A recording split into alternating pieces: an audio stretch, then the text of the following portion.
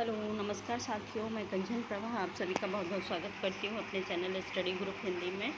तो जैसा कि पहले मैं जो प्रश्नोत्तरी श्रृंखला चला रही थी, कुछ ऑब्जेक्टिव प्रश्नों की थी और कुछ व्याख्यात्मक प्रश्नों की थी। तो आशा करते हैं आप सभी लोगों को ये श्रृंखला पसंद आ रही होगी। और जिन लोगों को कहीं भी डाउट होता है तो प्लीज़ एक बार हमको कमेंट करके ज़रूर बताएं। और जो भी और कुछ मेंशन करवाना चाहते हैं तो एक बार कमेंट करके हमें बताएं। मैं पूरी कोशिश करूँगी उसे मेंशन करने की। तो आज मैं हिंदी भाषा का कुछ टॉपिक लेकर आई हूँ। आज से मैं एक थोड़ा सा चेंज करना चाह रही हूँ। उसमें अब मैं डिटेल वीडियो बनाऊँगी। प्रत्येक टॉपिक का स्टार्टिंग से सारे टॉपिक्स लूँगी और स्टार्टिंग से सारा एक सीरीज़ के ढंग से उसका काम करवाऊँगी व्याख्यात्मक रूप से। तो जिन लोगों को अगर वीडियो अच्छा लगे वो एक बार शेयर करें और हमें कमेंट करके ज़रूर बताएं। इसके साथ ही आज मेरा जो टॉपिक है वो है हिंदी भाषा का। और लास्ट में मैं एक बार कहना चाहूँगी, जिन लोगों ने मेरे चैनल को सब्सक्राइब नहीं किया है तो एक बार चैनल को सब्सक्राइब कर लें ताकि मेरा जो आने वाला नया वीडियो हो वो सबसे पहले आप तक पहुँचे। और तो स्टार्टिंग करती हूँ कि आज मेरा टॉपिक है हिंदी भाषा का विकास। जैसा कि सारी चीज़ों का जो अन्वेषण होता है, विकास होता है, वो एक आरंभिक दौर होता है, उसके एक हिस्ट्री होती है। तो आज मैं उसके विषय में बताऊंगी और आशा करते हैं आप सभी लोगों को पसंद आएगा। और जहाँ कहीं डाउट होता है, अगर कोई टॉपिक मेरे से छूट भी जाता है तो आप मुझे कमेंट करके ज़रूर बता सकते हैं और मैं पूरी उसे मेंशन करूँगी। तो पहला टॉपिक है मेरा हिंदी भाषा का विकास, यानी कि हिंदी भाषा का विकास किस रूप से, किस तरह से और कब से माना जाता है। हिंदी भाषा का विकास दो भेद माने जाते हैं हिंदी भाषा के विकास के। एक है द्राविड़ भाषा परिवार और दूसरा है आर्य भाषा परिवार। जहाँ से हिंदी भाषा का विकास होता है वो हमारे दो परिवारों के रूप में, दो पॉइंटों के रूप में होता है। एक द्राविड़ परिवार होता है और दूसरा है हमारा आर्य भाषा परिवार। तो आर्य भाषा परिवार वैसे भी मतलब जितनी भी भाषाएं हमारी वर्ल्ड में बोली जाती हैं वो किसी न किसी भाषा परिवार से जुड़ी होती हैं। और टोटल जो हमारे भाषा का इतिहास है, कोई भी भाषा हो, चाहे हिंदी, इंग्लिश, उर्दू, फ़ारसी, डच और अब बहुत सारी भाषाएं हैं, वो इन टोटल 12 भाषा परिवार से मिली हुई हैं। 12 हमारे वर्ल्ड के जो भाषा परिवार हैं वो टोटल 12 हैं। उन 12 में से कोई भी भाषा हमारी हो, हिंदी हो, हमारी इंडिया की हो या ना हो, उन 12 परिवारों से कहीं ना कहीं कनेक्टेड होती हैं, वहीं से इनका आरंभ माना जाता है। तो हमारी हिंदी भाषा का जो आरंभ है वो माना जाता है आर्य भाषा परिवार से। आर्य भाषा परिवार के 3 रूप मिलते हैं। पहली हमारी द्राविड़ भाषा परिवार। द्राविड़ भाषा परिवार जो है हमारे दक्षिण भारत से इसका आरंभ माना जाता है। दक्षिण भारत में इसका प्रसार हुआ है। दक्षिण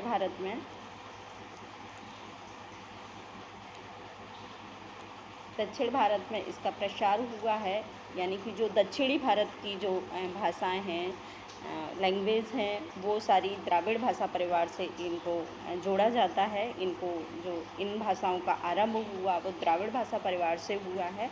इसके बाद दूसरा आता है हमारा आर्य भाषा परिवार। आर्य भाषा परिवार हमारे उत्तर भारत से, जो उत्तर भारत का जो एरिया है उससे हमारे आर्य भाषा परिवार, उस एरिया में आर्य भाषा परिवार का आरंभ हुआ। आर्य भाषा परिवार को 3 भागों में बांटा है विद्वानों ने। पहला है प्राचीन आर्य भाषा परिवार, दूसरा है मध्यकालीन आर्य भाषा परिवार और तीसरा है हमारा आधुनिक आर्य भाषा परिवार। तो प्राचीन आर्य भाषा परिवार बहुत सबसे पहला आर्य भाषा परिवार माना जाता है, जिसका आरंभ माना जाता है 1500 ईसा पूर्व से 500 ईसा पूर्व तक। इसका जो प्राचीन आर्य भाषा काल माना जाता है। इसमें क्या हुआ था, इसमें 2 भाषाएं प्रज्वलित हुई, 2 भाषाएं इससे विकसित हुई। 2 भाषाएं इसमें विकसित हुई। पहली वैदिक संस्कृत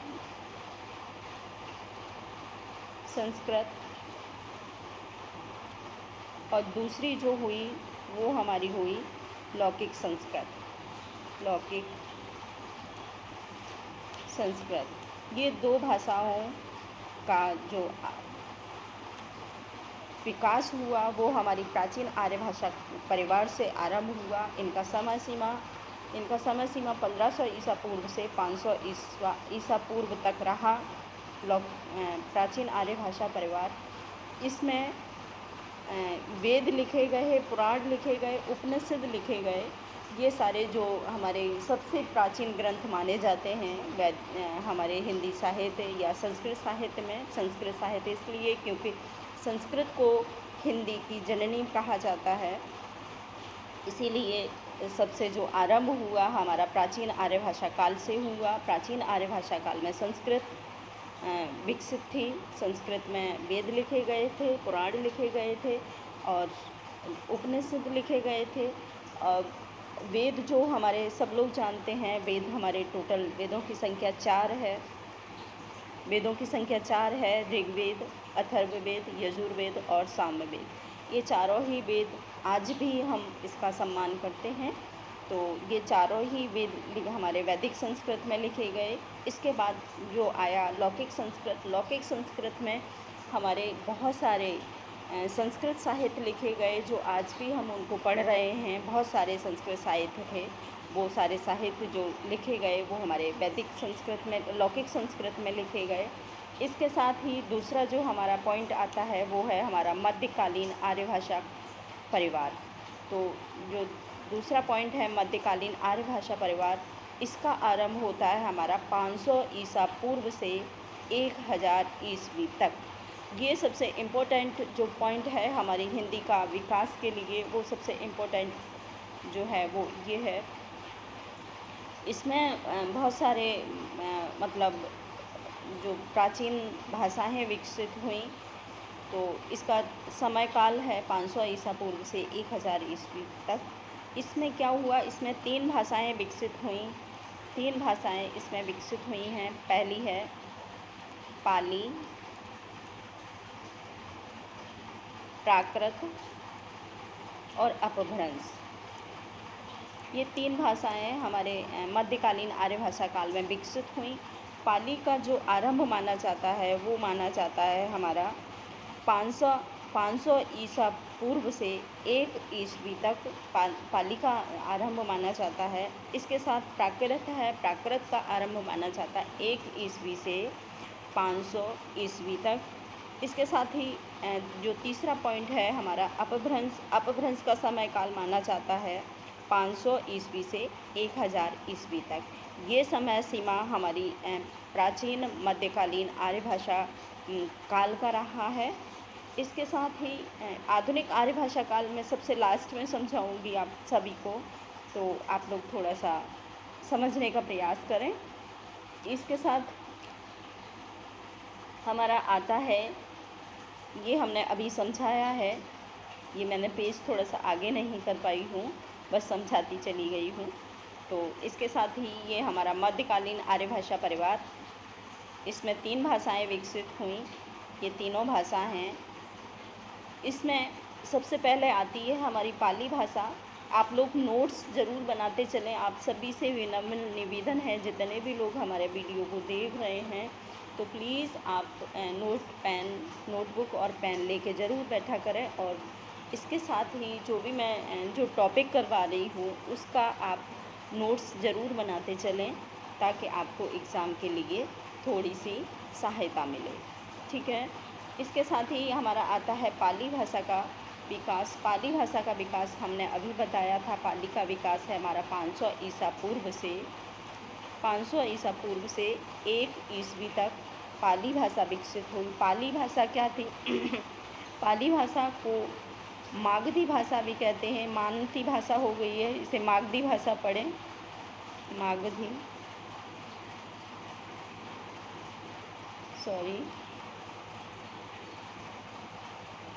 इसको पाली भाषा को मागधी भाषा पढ़ें। मागधी कहा जाता है इसको। पाली भाषा को मागधी भाषा भी कहा जाता है। पाली भाषा बौद्ध धर्म की भाषा मानी जाती है। इसमें पूर्ण रूप से बौद्ध साहित्य लिखे गए। बौद्ध साहित्य में सबसे हमारा जो मेन साहित्य था, प्रमुख साहित्य था, वो है हमारा त्रिपिटक। त्रिपिटक बौद्धों के द्वारा लिखा हुआ बौद्ध ग्रंथ है। पाली भाषा में जो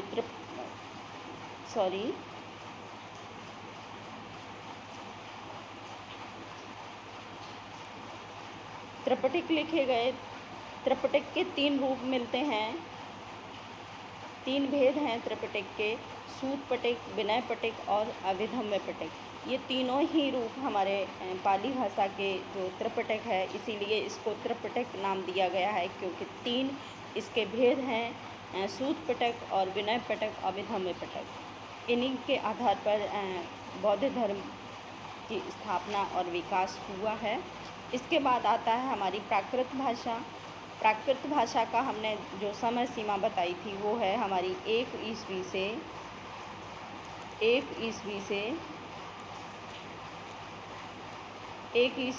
500 ईस्वी तक। 500 ईस्वी तक हमारी प्राकृत भाषा का प्रचलन रहा है। इसको बोलचाल की भाषा के रूप में माना गया है। ये एक बोलचाल की भाषा थी। इसमें बहुत सारे व्याकरण का ध्यान कम दिया गया था। इसमें मतलब जो जैसे ही हम बोलते हैं स्थान की, जनपद की, मोहल्ले की, उन रूपों में इसका विकास हुआ, इसीलिए इसे बोलचाल की भाषा का नाम दिया गया। और भी इसके साथ इसके नाम थे। बोलचाल की भाषा होने के कारण यह पंडितों की तथा विद्वानों की भाषा नहीं थी, क्योंकि इसमें व्याकरण का बिल्कुल भी ख्याल नहीं रखा गया था इस भाषा में। बस नॉर्मली एक भाषा के तौर पर जिसको जैसा मन आए अपने हिसाब से बोल सकता था। प्राकृत भाषा संस्कृत नाटक के अधम पात्रों का प्रयोग करते थे। जो प्राकृत भाषा थी वो जो संस्कृत के नाटक लिखे गए थे, उस टाइम संस्कृत साहित्य लिखा गया था हमारा, उसमें क्या होता था, जो अधम पात्र मतलब निम्न कोटि के जो पात्र थे, जिनको छोटा छोटा रोल मिलता था, उन पात्रों की ये भाषा हुआ करती थी हमारी प्राकृत भाषा। इसमें सबसे ज़्यादा जैन साहित्य लिखे गए प्राकृत भाषा में। आप लोग इन चीज़ों को नोट पॉइंट बना के लिख लें, क्योंकि ये एक बोलचाल की भाषा थी। दूसरा, इसमें संस्कृत के अधम पात्रों का प्रयोग करते थे। तीसरा इसका पॉइंट है वो है हमारा जैन साहित्य लिखे गए। इसमें जैन साहित्य लिखे गए थे। ये तीनों पॉइंट बहुत इम्पोर्टेंट हैं, तो आप लोग इसे नोट कर लें। इसके साथ ही चौथा जो हमारा आता है अपभ्रंश भाषा का विकास। अपभ्रंश भाषा का विकास हमारा माना जाता है 500 ईस्वी से 1000 ईस्वी तक इसका आरंभ रहा। वैसे तो लोग इसे कोई लोग इसे 1200 ईस्वी तक भी मानते हैं, लेकिन मूल रूप से इसे 1000 ईस्वी तक ही विद्वानों ने इसे मेंशन किया है। तो इसको 1000 ईस्वी तक इसका माना है। इसका शाब्दिक अर्थ है बिगड़ा हुआ, जो बिगड़ी हुई भाषा थी, बोलचाल की भाषा थी, यानी कि पहले प्राकृत रही बोलचाल की भाषा, उसके बाद जो और लोगों में ऐसी भाषाएं विकसित हुई तो उसको अपभ्रंश भाषा का नाम दे दिया। अपभ्रंश भाषा का नाम इसलिए दिया गया क्योंकि ये बिगड़ी हुई भाषा थी। इसमें व्याकरण का बिल्कुल भी कोई भी रोल नहीं था। इसमें कोई व्याकरण का ध्यान नहीं रखा गया था अपभ्रंश भाषा में। और इसके बहुत सारे नाम हैं। अवहट तथा देश भाषा इसे कई नामों से जाना जाता है। अपभ्रंश भाषा के विकास में 3 मत हमको मिलते हैं। इन तीनों मतों को आप लोग देख लें एक बार। पहला मत है दया नारायण तिवारी का। ये कहते हैं, इन्होंने अपने ग्रंथ में, इनका जो ग्रंथ है दया नारायण तिवारी का, हिंदी भाषा का उद्भव और विकास, ये इनका ग्रंथ है। इन्होंने जो अपभ्रंश का विकास माना है वो 700 ईस्वी तक ही माना है। इसके साथ नामवर जी आए हैं। नामवर जी ने भी अपने ग्रंथ में लिखा है। इनका ग्रंथ है हिंदी के विकास में हिंदी के विकास में अपभ्रंश का योगदान। ये हमने हाईलाइट किए थे, लेकिन किसी वजह से थोड़ा सा गड़बड़ हो गया है, पीडीएफ सही से नहीं बन पाया है, तो आप लोग इसे अपने तरीके से सही से बना के लिख लें। हाईलाइट किया हुआ वो पता नहीं कैसे निकल गया हमारे उससे, तो आप लोग इस चीज़ को ध्यान नहीं रखेंगे। तो अपभ्रंश इन्होंने भी जो नामवर जी ने भी अपभ्रंश का समय काल माना है, वो भी 700 ईस्वी तक ही स्वीकार किया है। इसके बाद जो लास्ट में आता है वो आता है हमारा भोलानाथ तिवारी का। तीसरा जो हमारा मत है वो है भोलानाथ तिवारी जी का। बहुत हमारे व्याकरण के सबसे प्रथम विद्वान के रूप में माने जाते हैं। तो इन्होंने अपभ्रंश का जो समय काल माना है वो माना है 500 ईस्वी तक। ये मत मिलते हैं हमारे अपभ्रंश भाषा के विकास के रूप में। इसके बाद ही जो क्या है, अपभ्रंश का प्रयोग कालिदास के नाटक विक्रमोर्वशी में निम्न वर्ग के जो पात्र हुआ करते थे, विक्रमोर्वशी में जो निम्न पात्र थे वो उनकी भाषा रही है। इसके साथ ही भामा, ये थोड़ा सा इसके साथ ही भामा ने अपने वंश को काव्य उपयोगी भाषा भी माना है। इसमें थोड़ा सा ये गलत हो गया है, मामा लिख गया है, तो यहाँ भामा लिख लें आप लोग, भामा लिख लें। इसके साथ जो अपभ्रंश के 7 भेद माने गए हैं, 7 भेद हैं अपभ्रंश के। पहला है शौर्सनी अपभ्रंश। दूसरा है, इसमें जो शौर्सनी अपभ्रंश थी उसमें पश्चिमी हिंदी, राजस्थानी और गुजराती जो भाषा थी उसको शामिल किया है। और पश्चिमी हिंदी में 5 बोलियां थीं। जब हम भाषा का जो टॉपिक करवाएंगे उनको एक एक भाषा को टॉपिक वाइज हम डिटेल करवाएंगे, तो आप लोग इतना टेंशन में नहीं आए। अभी थोड़ा सा बस इसका नॉर्मली इसका सिर्फ संक्षिप्त रूप दे रही हूँ, तो आप लोग समझ जाएंगे जब मैं डिटेल करवाऊँगी। तो इसके साथ ही जो खड़ी बोली, बागरू, बुंदेली और कन्नौजी, ये 5 भाषाएं हमारी पश्चिमी हिंदी की बोली रही हैं। इसके साथ दूसरा जो इनका रूप था, दूसरा पॉइंट था, वो है ब्राचड़ अपभ्रंश। ब्राचड़ अपभ्रंश में सिंधी को रखा गया है, सिंधी भाषा को। इसके बाद तीसरा जो पॉइंट है हमारा पेशाची अपभ्रंश। पेशाची अपभ्रंश में लहंदा और पंजाबी 2 भाषाओं को मेंशन किया है। इसके बाद चौथा जो पॉइंट है हमारा खस अपभ्रंश। खस अपभ्रंश में पहाड़ी हिंदी को रखा गया है। पहाड़ी हिंदी की 3 बोलियां हैं, गढ़वाली, नेपाली और कुमायूनी। ये तीनों बोलियां हमारी खस अपभ्रंश में आती हैं। ये तीनों ही ये लिखी हुई हैं। आप लोग साथ में जब बनाएं अपना नोट्स, थोड़ा सा इनको जो पॉइंट हैं उनको हाईलाइट कर दें। जहाँ मैं लाइन कर रही हूँ उनको आप हाईलाइट करके लिखें। उसके बाद 5वां जो पॉइंट है वो है महाराष्ट्री अपभ्रंश। महाराष्ट्री अपभ्रंश में मराठी को रखा गया है, मराठी हिंदी को रखा गया है। 6वां पॉइंट है मागधी अपभ्रंश। मागधी अपभ्रंश की इसकी बोलियां हैं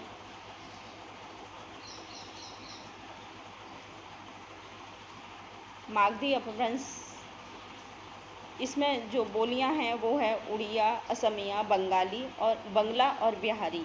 ये 4 बोलियों को रखा गया है, उड़िया, असमिया, बंगला और बिहारी। बिहारी हिंदी की 3 बोलियां निकलती हैं, अवधी सॉरी मगही, मैथिली, भोजपुरी।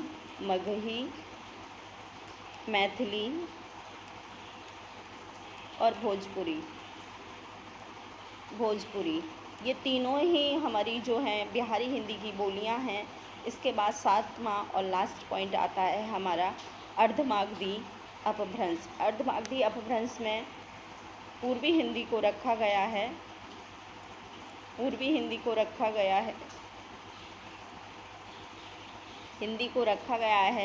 हिंदी की 3 बोलियां हैं। पहली है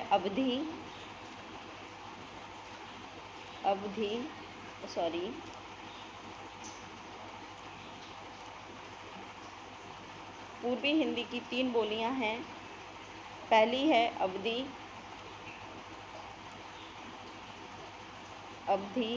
दूसरी है बघेली और तीसरी है छत्तीसगढ़ी।